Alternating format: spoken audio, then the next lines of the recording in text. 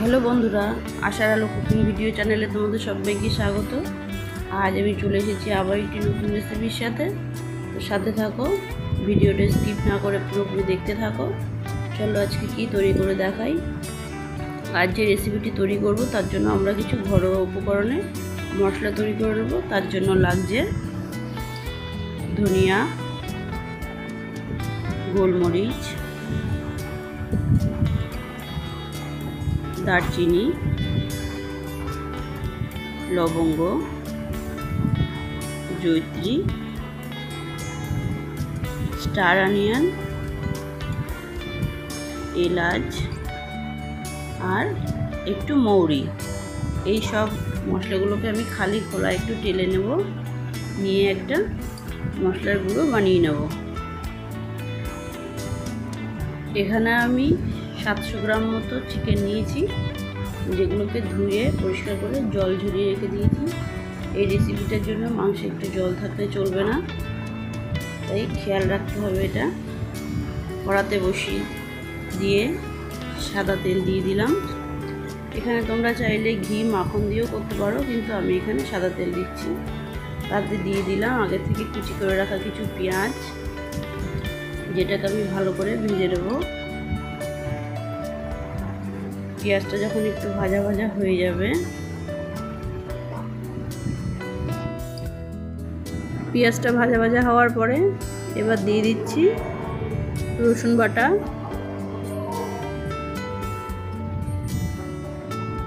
আদা বাটা,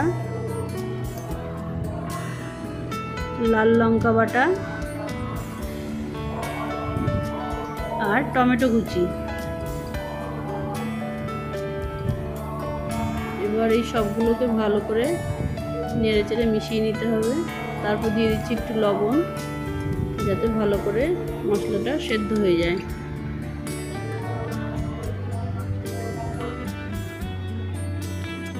এবার দিয়ে দিচ্ছি যে মশলাটা আমি ভেজে রেখেছিলাম, সেই মশলাটা 2 চামচ দিয়ে দিলাম। বাদবাকিটা আমি পরে ব্যবহার করব।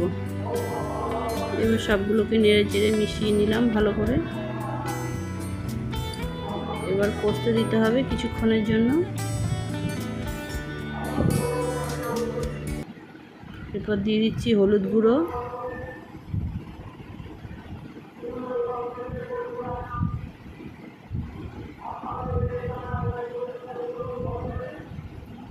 একটু রঙের জন্য লাল লঙ্কার গুঁড়ো,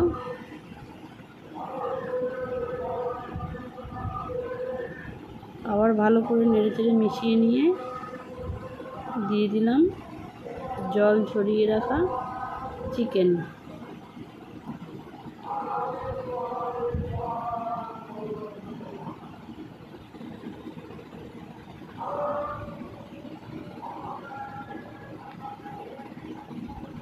ভালো করে মিশিয়ে নিতে হবে চিকেনের সাথে মশলাটাকে, রেখে ঢেকে দিতে হবে কিছুক্ষণের জন্য।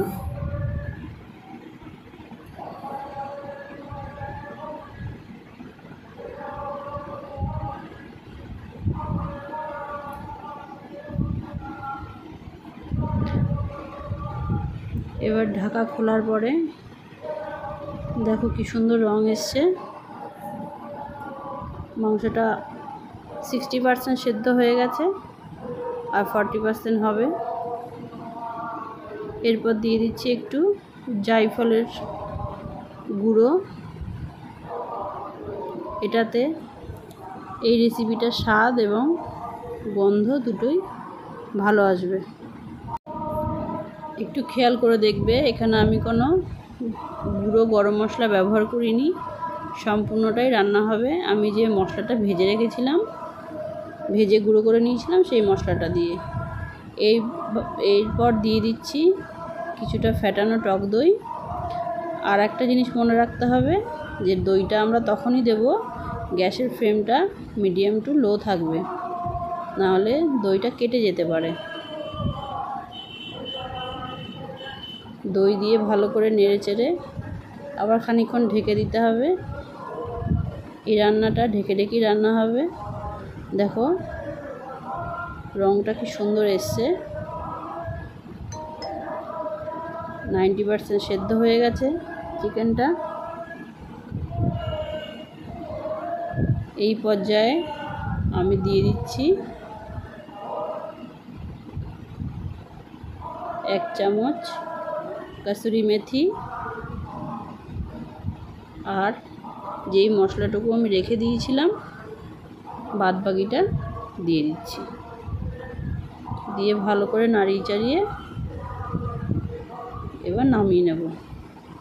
তাহলেই তৈরি হয়ে গেল আমাদের কান্তি চিকেন। তোমরা সকলেই বাড়িতে একবার ট্রাই করে দেখবে, আশা করি ভালো লাগবে। আর কমেন্ট করে জানাবে কেমন হয়েছে। যদি ভালো লেগে থাকে লাইক, কমেন্ট, শেয়ার আর সাবস্ক্রাইব করতে ভুলো না। সবাই ভালো থেকো, সুস্থ থেকো। দেখা হচ্ছে অন্য একটি নতুন রেসিপির সাথে। ততক্ষণ টাটা।